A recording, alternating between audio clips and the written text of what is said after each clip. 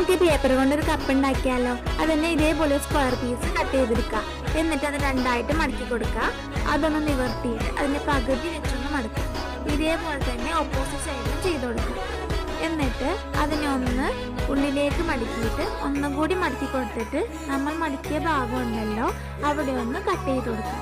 അതിൻ്റെ അറ്റത്ത് പശ തേച്ച് ഓപ്പോസിറ്റ് സൈഡിൻ്റെ ഉള്ളിലേക്ക് ഇറക്കി വെച്ച് കൊടുക്കുക. പിന്നെ നമ്മൾ നേരത്തെ കട്ട് ചെയ്ത പീസുകളില്ലേ, അതെല്ലാം എല്ലാത്തിൻ്റെയും മുകളിൽ ഓരോന്നായിട്ട് ഇതേപോലെ ഒന്ന് ഒട്ടിച്ചു കൊടുക്കുക.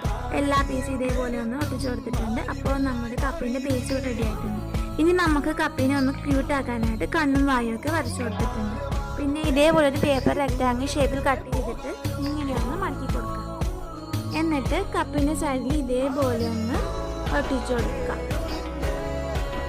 അപ്പോൾ നമ്മുടെ കപ്പ് ഇവിടെ റെഡി ആയിട്ടുണ്ട്. വീഡിയോ നിങ്ങൾക്ക് ഇഷ്ടപ്പെട്ടാൽ ലൈക്ക് ചെയ്യുക, സബ്സ്ക്രൈബ് ചെയ്യുക, കമൻറ്റ് ചെയ്യുക.